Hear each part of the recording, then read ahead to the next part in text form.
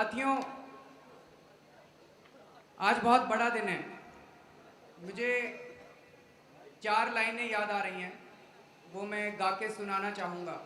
मैं गाता नहीं हूँ अच्छा, लेकिन ये एक तरह से हमारी, आपकी, देश की जनता की जो पार्टी बनने जा रही है, उसका इसके अंदर पूरा भाव है कि हमारा मकसद क्या है, हमारा पैगाम क्या है, हमारा संदेश क्या है। इंसान का इंसान से हो भाईचारा, यही पैगाम हमारा, यही पैगाम हमारा। इंसान का इंसान से हो भाईचारा, यही पैगाम हमारा, यही पैगाम हमारा। हर एक महल से कहो कि झोपड़ियों में दिए जलाए, हर एक महल से कहो कि झोपड़ियों में दिए जलाए।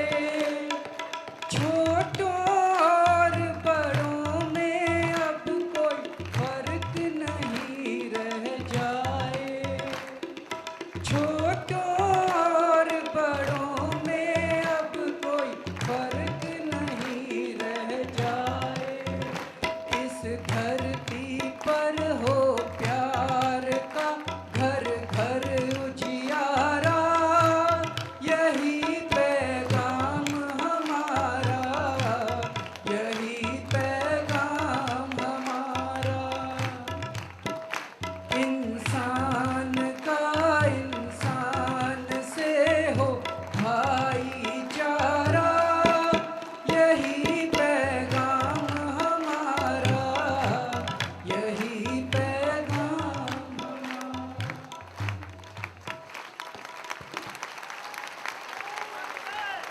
साथियों,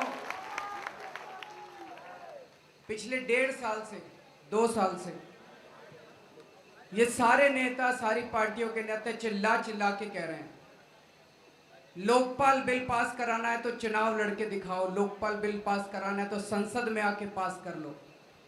आज इस मंच से हम ऐलान करना चाहते हैं कि हाँ, हम अब चुनाव लड़के दिखाएंगे आप लोगों को।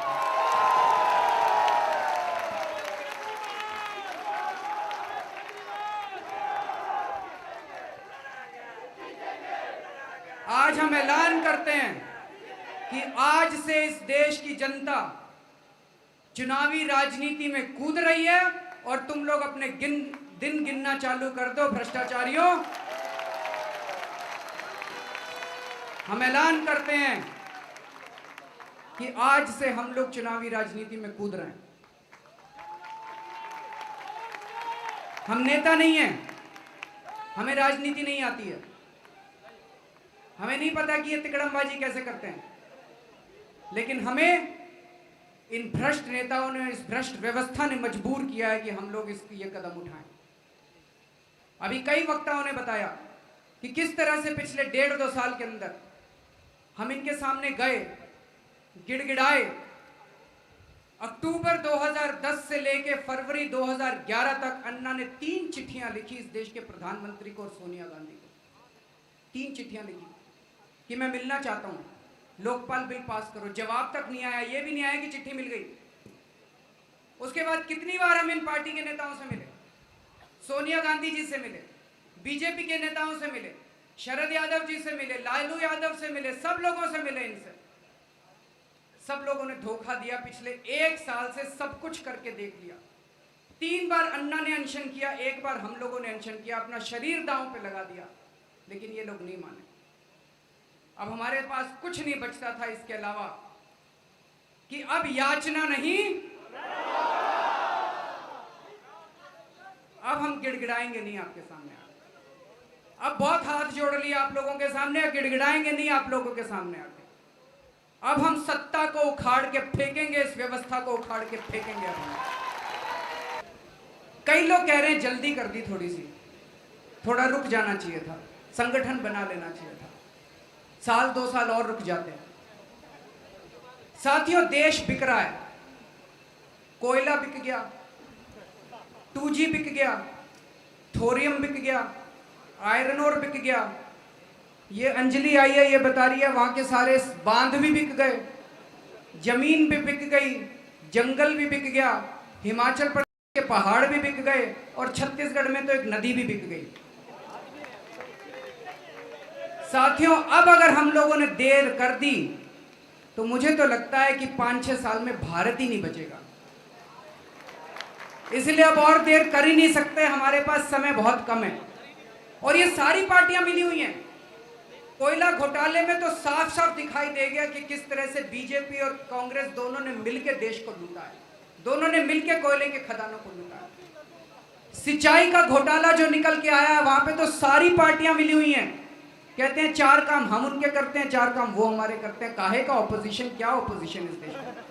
कोई ऑपोजिशन नहीं बचा इस देश के अंदर। ऑपोजिशन में तो हम और आप हैं, बाकी सारे सत्ता के अंदर है। बीजेपी भी सत्ता में है, कांग्रेस भी सत्ता में है, शरद पवार भी सत्ता में, लालू यादव भी सत्ता में, मायावती भी सत्ता में, मुलायम सिंह यादव भी सत्ता में। हम लोग ऑपोजिशन के अंदर है, मैं और आप ऑपोजिशन के अंदर।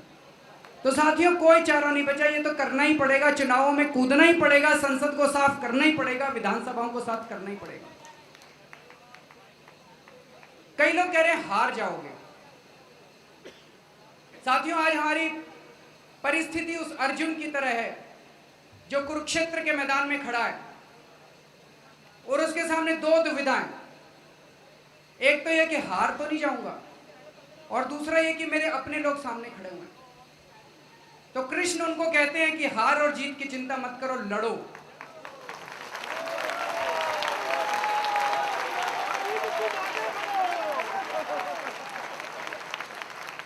हारेंगे या जीतेंगे तो मुझे नहीं पता, ये तो भविष्य बताएगा कि हम लोग हारेंगे कि जीतेंगे। पर इतना जरूर पता है कि आज अगर हम लोग नहीं लड़े तो मेरे बच्चे बड़े होकर मेरे को गालियां देंगे कि आपको मौका दिया था इस देश ने, सारा देश इकट्ठा हो गया था और आपके अंदर दम नहीं था। लेकिन अगर लड़ते लड़ते हार गए तो उस लड़ाई को मेरे बच्चे आगे लेके जाएंगे। वो लड़ाई नाकाम नहीं होने वाली, उस लड़ाई को आगे मेरे बच्चे लेके जाएंगे। कुछ दिन से ये चल रहा है, ये तो सत्ता के लोभी हैं, शुरू से ही पता था ये तो सत्ता के लालची हैं। जैसे ही आप कहो चुनाव लड़ेंगे, कहते हैं तो सत्ता के लालची हैं। एक ऐसा माहौल बना दिया कि सत्ता तो इन्हीं गुंडों के हाथ में रहनी चाहिए, कोई और आए तो कह दो ये सत्ता का लालची है, सत्ता गुंडों के लिए। ये लाल बहादुर शास्त्री, इसने भी चुनाव लड़े थे, ये सत्ता का लालची था कि देशभक्त था? बाबा साहब अंबेडकर ने भी चुनाव लड़े थे, वो सत्ता के लालची थे कि देशभक्त थे? सरदार पटेल ने भी चुनाव लड़े थे। उन दिनों में अगर कोई चुनाव लड़ता तो कहते थे देशभक्त है, आज कोई चुनाव लड़ता है तो कहते हैं सत्ता का लालची है। इसी को तो बदलना है, इसी को बदलने के लिए मंदिर जा रहे हैं कि कल अगर कोई युवा खड़ा होकर चुनाव लड़े तो कोई ये ना कहे कि सत्ता का लालची है, वो ये कहे कि ये युवा जो है ये देशभक्ति के लिए जा रहा है। इसी को बदलने के लिए अंदर जा रहे हैं।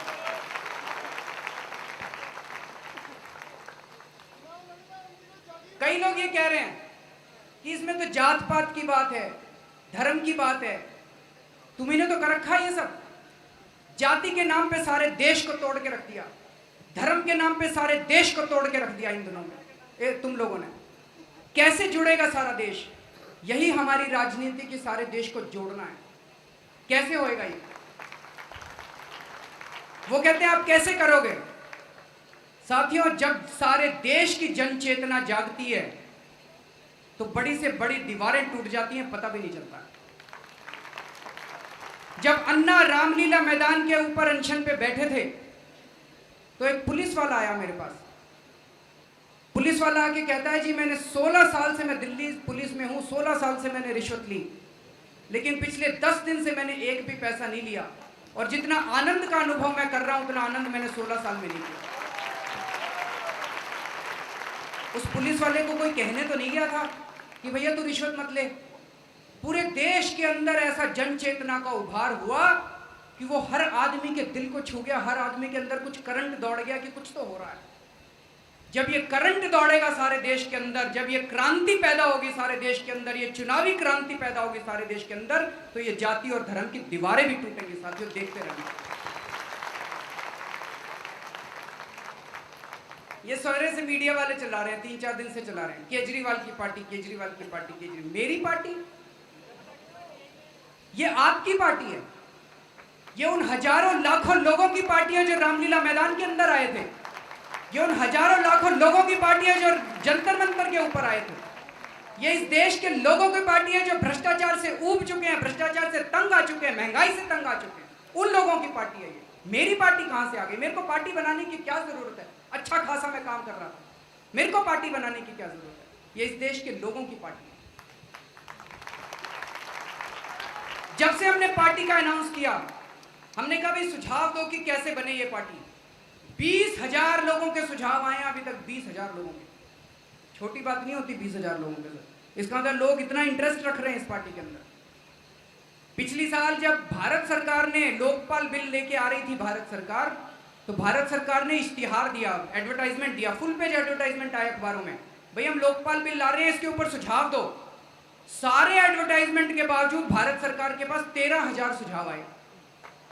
हमारा एक भी एडवर्टाइजमेंट नहीं गया और 20,000 सुझाव आ गए। ये जनता की पार्टी है, ये उन 20,000 लोगों की पार्टी है, ये इस देश के लोगों की पार्टी है। ये फर्क है।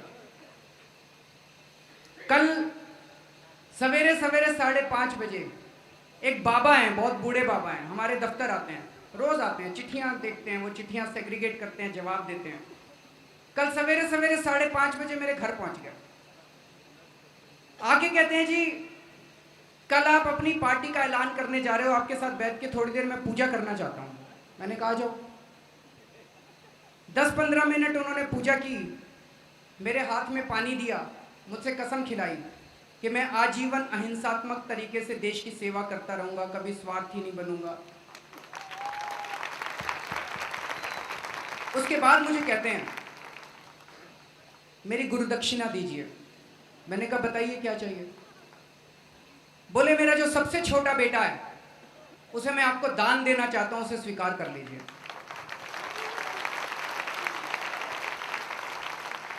कहते हैं वो अपनी दुकान चलाता था, कल दुकान बंद करके उसकी चाबी अपने बड़े भाई को दे आया। अब वो मैं आपको उसको समर्पित करना चाहता हूं। वो नीचे खड़ा है, उसको ऊपर बुला लेता हूं मैं।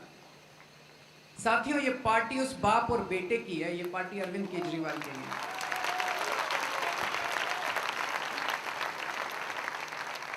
एक विजय बाबा हैं, विजय बाबा बैठे हैं यहाँ पे। विजय बाबा ये रिक्शा चलाते हैं और ये रिक्शा चलाते चलाते पर्चे बांटते रहते हैं पूरा दिन। इनकी आंखों के अंदर एक सपना है कि अगर ये व्यवस्था बदलेगी तो इनकी भी जिंदगी सुधरेगी। ये पार्टी मेरी नहीं है, ये पार्टी विजय बाबा की है।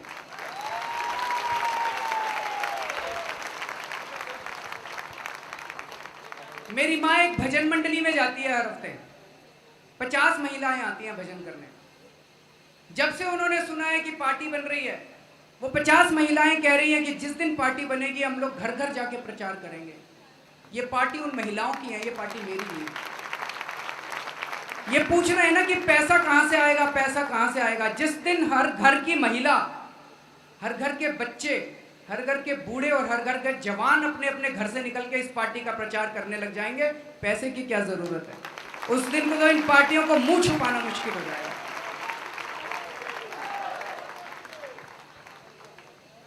तो क्या ये पार्टी केवल लोकपाल के लिए बन रही है? मैं योगेंद्र भाई से परसों चर्चा कर रहा था कि हमारी सोच क्या है। क्या ये सोच है कि आज सरकार के अंदर जो लोग बैठे हैं वो लोग गंदे हैं, हम अगर चले जाए तो हम लोग अच्छे हैं और हम अंदर जाके सब बदल देंगे? ये सोच है तो ये गलत है, क्योंकि जैसे सत्ता में जाके बैठेंगे ना, उस कुर्सी के अंदर बिच्छू है, कुछ ना कुछ गड़बड़ हो जाती है, हम भी खराब हो जाएंगे, हम भी खराब हो जाएंगे। सोच ये नहीं है, सोच ये है कि जो भी उस कुर्सी पे जाके बैठेगा वो गड़बड़ हो जाएगा। उस व्यवस्था को बदलना पड़ेगा कि कल को कोई और उस कुर्सी पे आके बैठे तो वो गड़बड़ ना कर सके।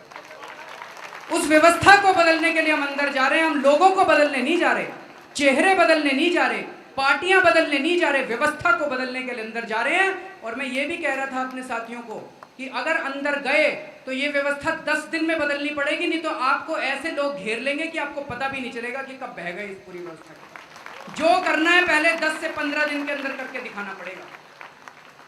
पहले 10 से 15 दिन में, 1 महीने में जो कर लिया, उसके बाद तो ऐसे लोग आपको घेरेंगे। मैं इनकम टैक्स डिपार्टमेंट में था, मेरे को तो पता है अंदर किस किस तरह के काम होते हैं। तो ये व्यवस्था परिवर्तन क्या है? बहुत सुना व्यवस्था परिवर्तन, व्यवस्था परिवर्तन। ये क्या है ये व्यवस्था परिवर्तन? आखिर इसका मतलब क्या है? हम जो मतलब समझते हैं मैं बता देता हूं, आपके मन में कोई मतलब हो तो आप भी बता देना। हमारा मतलब एक ही है। आज इस देश के अंदर जनतंत्र नहीं है। हम चाहते हैं कि सीधे जनता का राज हो, सत्ता सीधे जनता को दी जाए। जब हम लोग ये कहते हैं तो कई लोग खड़े होकर कहते हैं जी जनता का तो राज है, चुनाव होते तो हैं 5 साल में। हमारा ये मानना है कि 5 साल में एक बार चुनाव होना, इसको जनतंत्र नहीं कहते, ये जनतंत्र नहीं होता। हर दिन जो निर्णय लिए जाते हैं सरकार के द्वारा, वो जनता से पूछ के लिए जाएं, इसको जनतंत्र कहते हैं। जनता से पूछ के निर्णय लिए जाएं। जो जनता चाहे वही हो, जो जनता ना चाहे वो ना हो, इसको जनतंत्र कहते हैं। हम इस देश के अंदर जनतंत्र स्थापित करने के लिए अंदर जा रहे हैं। हम इस देश के अंदर ऐसी व्यवस्था लागू करने के लिए जा रहे हैं कि सीधे सीधे जनता का राज हो। जैसे 2 उदाहरण देता हूं, एक ब्राजील का उदाहरण देता हूं और एक दिल्ली की एक झुग्गी बस्ती का उदाहरण देता हूं। दिल्ली की एक झुग्गी बस्ती है, संतोष जहां से आती है, वहां पे स्कूल नहीं है, सीवर नहीं है। 20 साल हो गए लोगों को झक मारते मारते, लोगों को सरकार के पास जाते हैं, स्कूल दे दो, सीवर दे दो। सरकार कहती है पैसा नहीं है। 3 साल पहले उसी सरकार ने वहां पे 80 लाख रुपए के फव्वारे बनवाए। फव्वारे, सर लोगों को फव्वारे तो नहीं चाहिए, और वो फव्वारे जिस दिन उद्घाटन था उस दिन भी नहीं चले। क्यों? क्योंकि पानी नहीं है वहां पे। तो जनता को चाहिए तो पानी, जनता को चाहिए तो स्कूल, और बनवाते हैं फव्वारे, कहते हैं पैसे नहीं है। पैसे तो हैं, लेकिन वो हमारी मर्जी के हिसाब से हमारी जरूरतों के ऊपर खर्च नहीं होते। कॉमनवेल्थ गेम में 70,000 करोड़ रुपए खर्च कर दिए। चाहिए थे क्या कॉमनवेल्थ गेम हम लोगों को?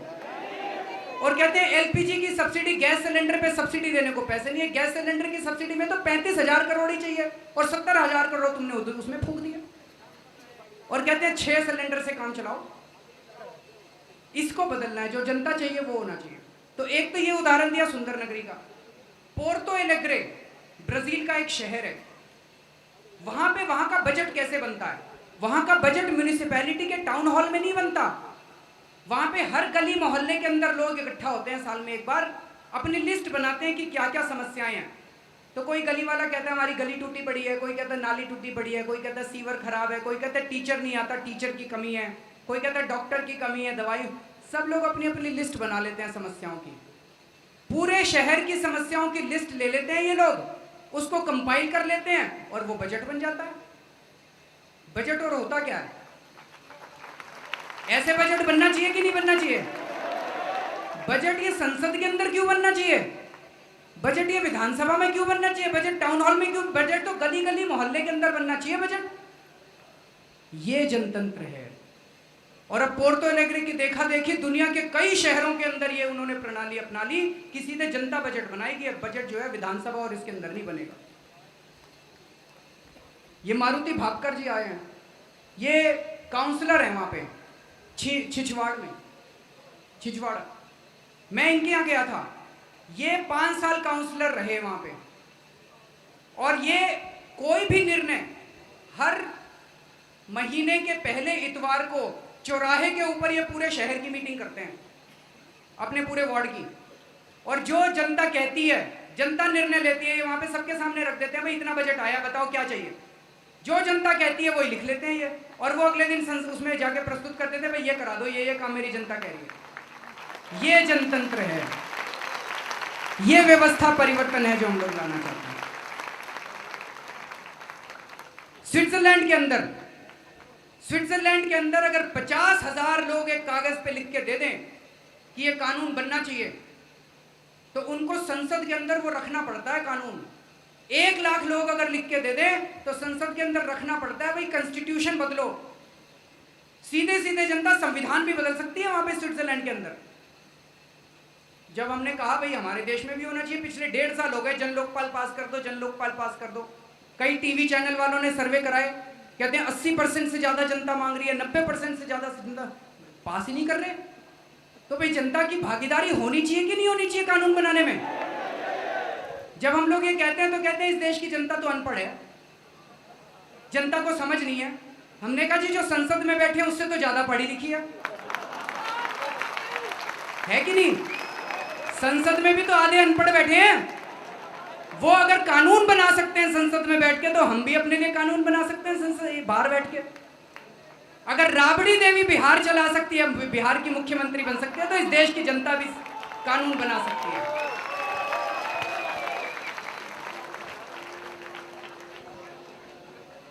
ये बहुत बड़ी बात है। सच्ची लोकशाही केंद्र में बैठे हुए 20 आदमी नहीं चला सकते, वो तो नीचे से हर एक गांव द्वारा चलाई जानी चाहिए।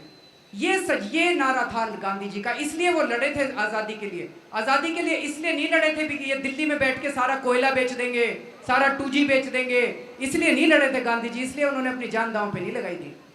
ये सपना हम लोगों को पूरा करना है कि इस देश की सत्ता हर गली, हर मोहल्ले और हर गांव के लोगों को दी जाए।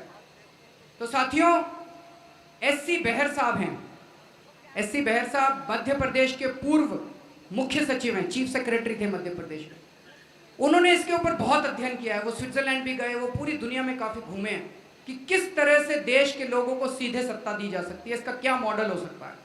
ये जो टीवी चैनल वाले हैं ना, अब ये सुन रहे होंगे, वो सारा कहेंगे ये तो बेवकूफ हो गए, सीधे जनता को कैसे सत्ता दी जा सकती है। इस पर डिबेट होंगे आज शाम को। हम पूरी जिम्मेदारी के साथ कह रहे हैं कि ये हो सकता है, इसके मॉडल हैं, दुनिया भर में मॉडल हैं। और इन मॉडल्स के ऊपर अब SC बेहर साहब, हमने उनसे निवेदन किया, हमने एक कमेटी बनाई है। SC बेहर साहब इसका कानून, इसका ढांचा तैयार कर रहे हैं कि जब यह आंदोलन दिल्ली विधानसभा के चुनाव लड़ेगा और दिल्ली विधानसभा में जाएगा, तो 10 दिन के अंदर वो मॉडल यहां पे लागू कर दिया जाएगा।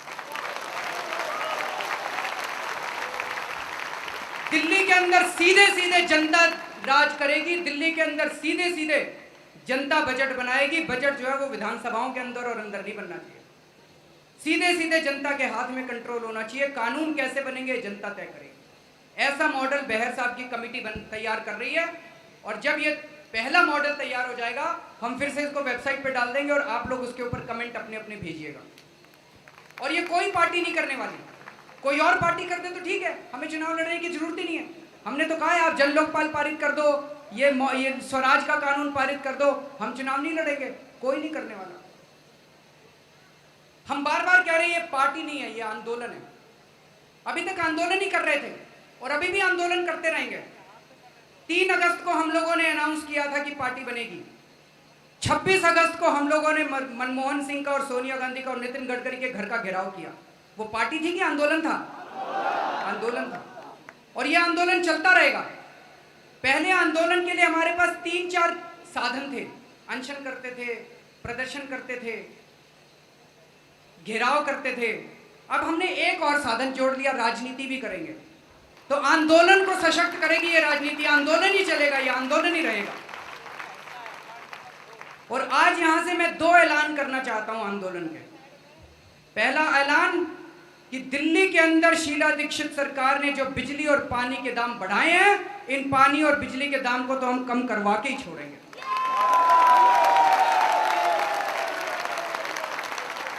गलत बढ़ाए हैं ये दाम इन लोगों ने, बढ़ने नहीं चाहिए थे। 2 साल पहले एक ऑर्डर पास किया था दिल्ली इलेक्ट्रिसिटी रेगुलेटरी कमीशन ने, एक ऑर्डर पास किया था। वो लिखा था कि ये बिजली की कंपनियां रिलायंस और टाटा वाले दिल्ली में जो हैं, ये भारी मुनाफा कमा रही हैं और इन्होंने घोर गड़बड़ी कर रखी है। इसलिए दिल्ली में बिजली के दाम बढ़ने की बजाय 23% कम होने चाहिए। शीला दीक्षित को पता चल गया कि ऐसा ऑर्डर पास होने वाला, उसने वो ऑर्डर रुकवा दिया, दबा दिया उस ऑर्डर को। और 1 साल के बाद शीला दीक्षित ने वो चेयरमैन बदल दिया वहां का और दूसरा चेयरमैन ले आई और अब ऑर्डर पास किया कि दिल्ली के अंदर 100% बिजली के दाम बढ़ने चाहिए। भ्रष्टाचार है कि नहीं? सीधा सीधा। तो दिल्ली के अंदर ये बिजली के दाम बढ़ने नहीं, घटने चाहिए। और हमारी मांग है CAG से ऑडिट कराओ इन कंपनियों का, देखते हैं क्या निकल के आता है। और जब तक सीएजी का ऑडिट नहीं होता, ये बिजली के और पानी के जो दाम तुम लोगों ने बढ़ाए हैं इसको वापस लो, और सीएजी के ऑडिट के बाद जनता तय करेगी कि दाम बढ़ने चाहिए कि घटने चाहिए। अभी जंतर मंतर पे 23 सितंबर को हम लोगों ने एक दिन का प्रदर्शन किया था, वहां पे बिल जलाए थे बिजली के। एक रिक्शा वाला आया, रिक्शा वाले ने आके बताया कि वो 6,000 रुपए महीने कमाता है महीने के, और 3,000 रुपए बिजली का बिल आ गया, 1,500 रुपए पानी का बिल आ गया, बाकी 1,500 में 2 सिलेंडर आएंगे। अब अपना घर कैसे चलाएगा? तो वो भी आया था अपना बिजली का बिल जलाने के लिए। तो जब उसने बिल जलाया उस दिन, तो अगले दिन शीला दीक्षित कहती है जो जो बिल जलाएंगे उनके खिलाफ कार्रवाई की जाएगी। मैंने मन में सोचा, तुम्हारे अंदर मन में कंपनियों के लिए इतना प्यार है तुम लोगों के। भाई एक दिन लोगों ने बिल जला दिए, 24 घंटे के अंदर शीला दीक्षित ने बोल दिया जो बिल नहीं भरेंगे उनके खिलाफ सख्त कार्रवाई की जाएगी। इस रिक्शा वाले की भी तो सोच लो, ये अपना घर कैसे चलाएगा? तुम किसकी मुख्यमंत्री हो? तुम कंपनियों की मुख्यमंत्री हो कि जनता की मुख्यमंत्री हो? ये साफ कर दो, तुम किसकी मुख्यमंत्री हो? तुम जनता की मुख्यमंत्री हो कि इनकी मुख्यमंत्री हो कंपनियों? 2 दिन के बाद शीला दीक्षित ने एक अनाउंसमेंट किया, थोड़ा दबाव तो पड़ा उस दिन का। 2 दिन के बाद उन्होंने कहा हम स्लैब बदलेंगे, कुछ करेंगे, पता नहीं क्या कह रही थी। लेकिन टाइम्स ऑफ इंडिया वालों ने, अखबार वालों ने कहा झूठ बोल रही है, कुछ नहीं बदल रहा। अखबार वालों ने कहा लीपापोती कर रहे हैं, लीपापोती कर रहे हैं, कुछ नहीं बदलने वाला।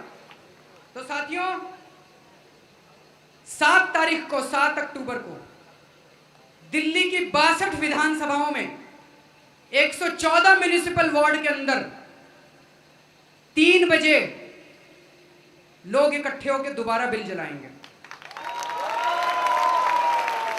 7 तारीख को 3 बजे 62 विधानसभाओं में, मैं एक्यूरेट फिगर दे रहा हूं, 70 नहीं बोल रहा, हमने पहली एक्सरसाइज कर ली है। 62 विधानसभाओं के 114 म्युनिसिपल वार्ड के अंदर 3 बजे एक साथ बिजली के बिल जलाए जाएंगे।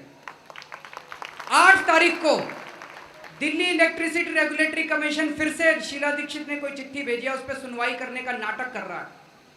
तो दिल्ली इलेक्ट्रिसिटी कमीशन के बाहर सारे लोग पहुंच जाना 1 बजे। वहां पे 1 बजे दिल्ली इलेक्ट्रिसिटी कमीशन के अंदर के बाहर हम लोग धरना देंगे, कहेंगे आपके ऊपर कोई भरोसा नहीं हम लोगों को, आप शीला दीक्षित के एजेंट हो और आप भ्रष्टाचार के अंदर डूबे हो। और अगर शीला दीक्षित ने 3 नवंबर तक, अगर शीला दीक्षित ने 3 नवंबर तक ये बिजली और पानी के दाम वापस नहीं लिए, तो 4 नवंबर को हम सब लोग चल के उनके घर का घेराव करेंगे।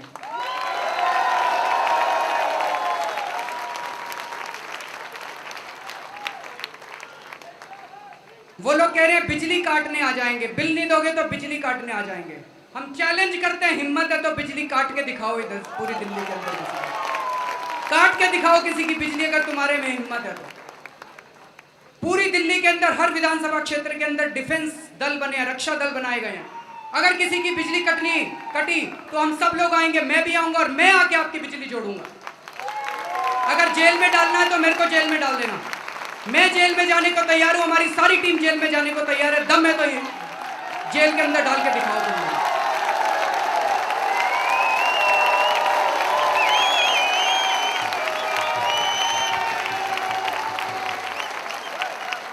और मैं ये कह देना चाहता हूं कि अगर तुमने जरूरत की दिल्ली के लोगों को बिजली की काटने की, तो 4 नवंबर को आपका केवल घर का घेराव नहीं होगा, दिल्ली की जनता के आपकी भी बिजली काट के जाएगी।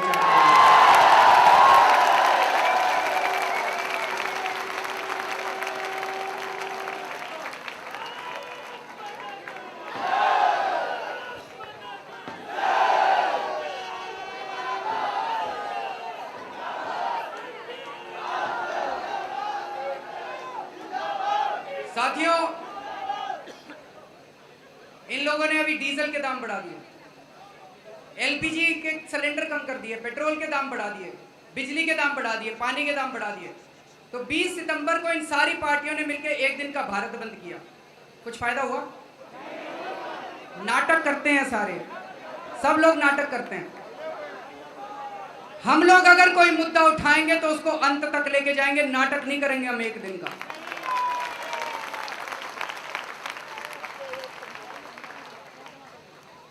दूसरी चीज,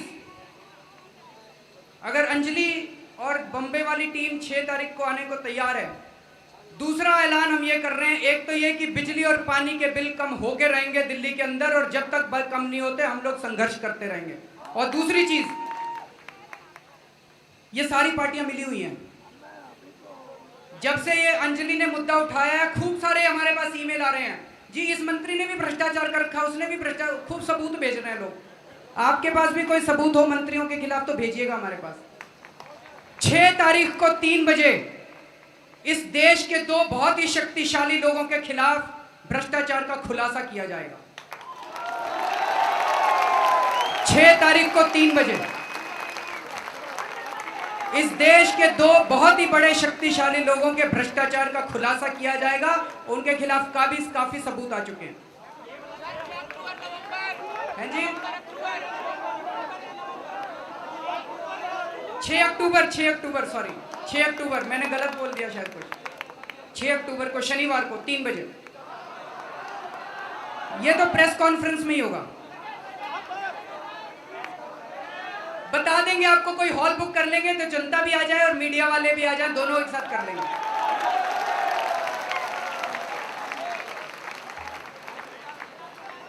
हो सकता है उस दिन कुछ मीडिया वाले उसको ना दिखा पाए, ये हो सकता है,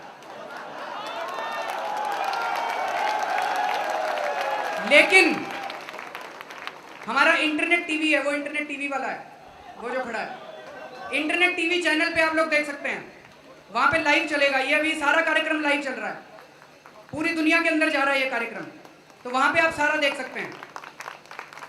और दूसरी चीज, ये जो 6 अक्टूबर को शुरू होगा काम, उसके बाद हमारी सारी देश के अंदर टीम बन गई है, हर राज्य के अंदर टीम बन गई है।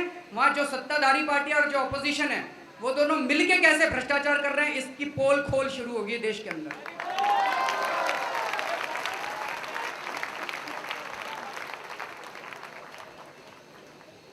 कई लोग कह रहे हैं ये अरविंद बड़ा महत्वाकांक्षी है। हाँ, हैं हम लोग महत्वाकांक्षी, हैं हम लोग महत्वाकांक्षी। हमारी महत्वाकांक्षा है कि इस देश से भ्रष्टाचार दूर हो, हमारी महत्वाकांक्षा है कि ये भारत सुधरे। कह रहे जिद्दी हैं हम लोग, जिद्दी, बहुत जिद्दी हैं हम लोग। जब तक भ्रष्टाचार इस देश से दूर नहीं होगा, हम लोग सोएंगे नहीं, हम लोग खाएंगे नहीं, हम लोग पिएंगे नहीं, चैन से नहीं बैठेंगे हम लोग। हमारा कसूर क्या है, हमारा अपराध क्या है? हमारा अपराध है कि हम लोगों ने एक सुनहरे भारत का सपना देखा है और इसको हम लोग पूरा करके रहेंगे। साथियों, देश के अंदर धर्म युद्ध शुरू हो चुका है, धर्म युद्ध शुरू हो चुका है। हर आदमी को तय करना पड़ेगा इस देश के कि वो कहां खड़ा है, वो उन भ्रष्टाचारियों के साथ खड़ा है कि इस देश की जनता के साथ खड़ा है। हर एक को तय करना पड़ेगा और कोई चुप नहीं रह सकता। जो चुप है, जो घर में बैठ के देख रहा है, इसका मतलब आप उनका साथ दे रहे हो। चुप रह के आप उनका साथ दे रहे हो, आपको बोलना ही पड़ेगा, चाहे तो उनके साथ जाओ, चाहे हमारे इधर जनता के साथ आओ, बोलना ही पड़ेगा आपको, और कोई चारा नहीं बचा। और ये जो टोपी है, ये है मैं आम आदमी हूं, मुझे जन लोकपाल चाहिए। साथियों, ये हमारी राजनीति का चिन्ह है। हमारे देश जो है वो केवल वीआईपी का देश बन गया। इस देश के अंदर सारी नीतियां वीआईपी लोगों के लिए बनती है, इसको बदलना पड़ेगा। अब ये वीआईपी नहीं चलेगा, वीआईपी कल्चर नहीं चलेगा। अब इसमें एक ही वीआईपी होगा इस देश के अंदर, आम आदमी। केवल आम आदमी होगा इस देश का वीआईपी, और कोई वीआईपी नहीं होगा इस देश का। इसी कल्चर को हम लोगों को बदलना पड़ेगा। और ये टोपी हम लोगों को आत्मविश्वास देती है, हमें सम्मान देती है, आम आदमी को सम्मान देती है। इन्होंने आम आदमी को भेड़ बकरी बना के छोड़ दिया था, ये टोपी हम लोगों को सम्मान देती है। तो मैं तो आज ये ऐलान करना चाहता हूं कि आज ये टोपी जो मैंने सर पे पहनी है, अब जिंदगी भर ये टोपी पहन के रखूंगा मैं,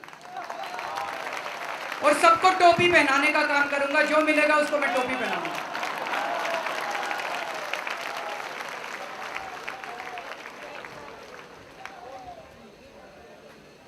दो चीजें कहना चाहता हूं।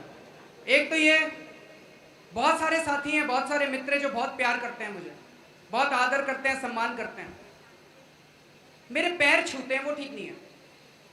ये तो कांग्रेस और बीजेपी वालों का कल्चर है, टिकट चाहिए तो पैर छुओ।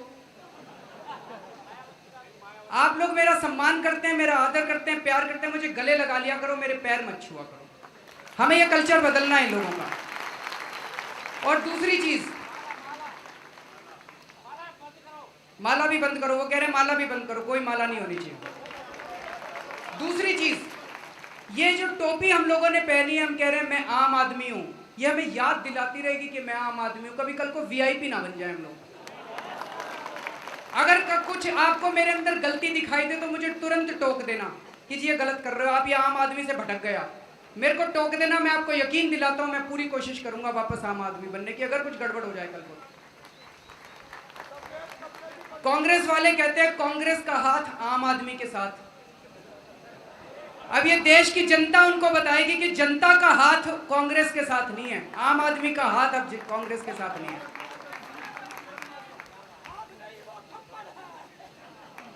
कुछ अफवाहें फैलाई जा रही हैं। पिछले 1.5 साल हो गए इन लोगों को हमारा चरित्र हनन करते करते। अभी मीडिया के साथी, मीडिया में बहुत अच्छा है, हम मीडिया का धन्यवाद देना चाहते हैं। पिछले 1.5 साल में सारी मजबूरियों के बावजूद उन्होंने बहुत साथ दिया। बहुत मजबूरियां थी उनके, लेकिन बहुत साथ दिया मीडिया के साथ। बहुत बहुत शुक्रगुजार हैं हम आपके। और इतने जो घोटाले निकल रहे हैं ये भी मीडिया की वजह से निकल रहे हैं। एक अफवाह आजकल मीडिया के साथियों ने बताया कि 3 दिन बाद एक स्टोरी निकलने वाली है। मैं अभी बता देता हूं आप लोगों को। उसमें ये कह रहे हैं कि मैं कांग्रेस के कुछ नेताओं से मिला और मेरी डील हो गई है उन लोगों के साथ। वो मेरे को 20 करोड़ रुपए देने वाले हैं और ये सेटिंग हो गई है कि हमारे आंदोलन करने से शीला दीक्षित बिजली के दाम घटा देगी। ये सेटिंग हो गई है और इससे बीजेपी भी वोट कट जाएंगे।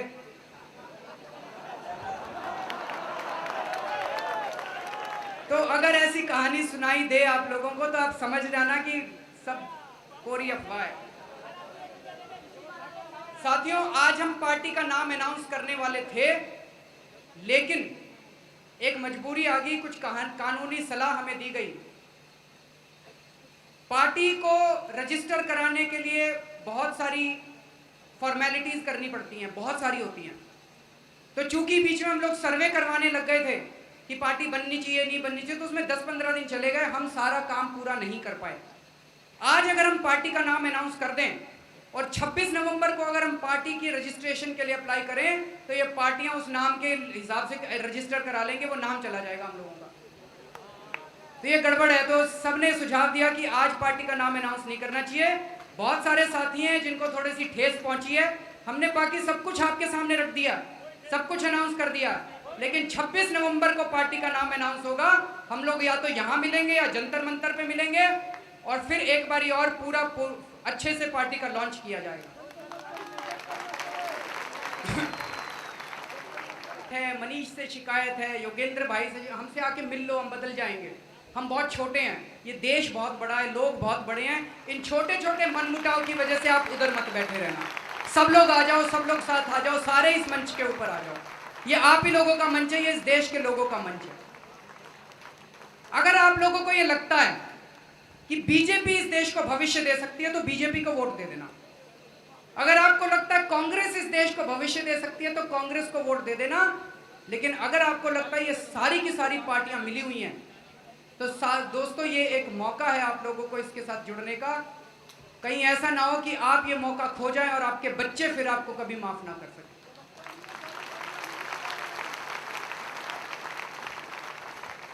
और अंत में जो मैं हमेशा एक गीत सुनाता हूं, हो गई है पीर पर्वत, अगर आप इजाजत दें तो मैं वो आपके साथ, तो मैं एक लाइन गाऊंगा, आप लोग मेरे पीछे पीछे जोर से दोहराएंगे। हो गई है पीर पर्वत सी पिघलनी चाहिए,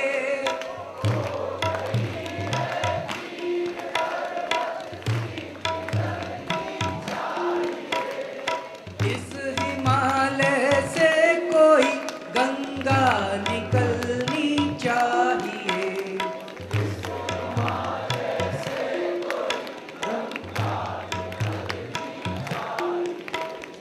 सिर्फ हंगामा खड़ा करना मेरा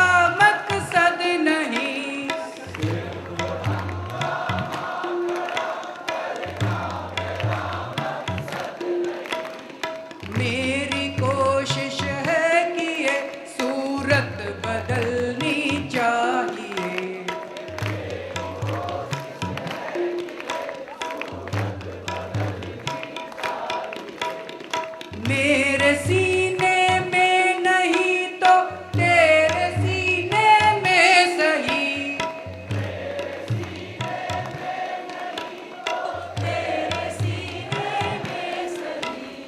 हो कहीं भी आग लेकिन आग जलनी चाहिए।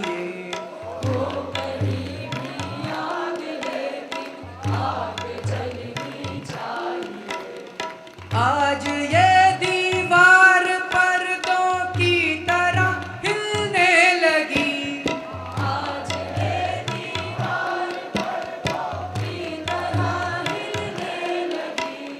शर्त लेकिन ये है कि बुनियाद हिलनी चाहिए, बुनियाद हिलनी चाहिए। भारत माता की, भारत माता की, वंदे वंदे, इनकलाब इनकलाब।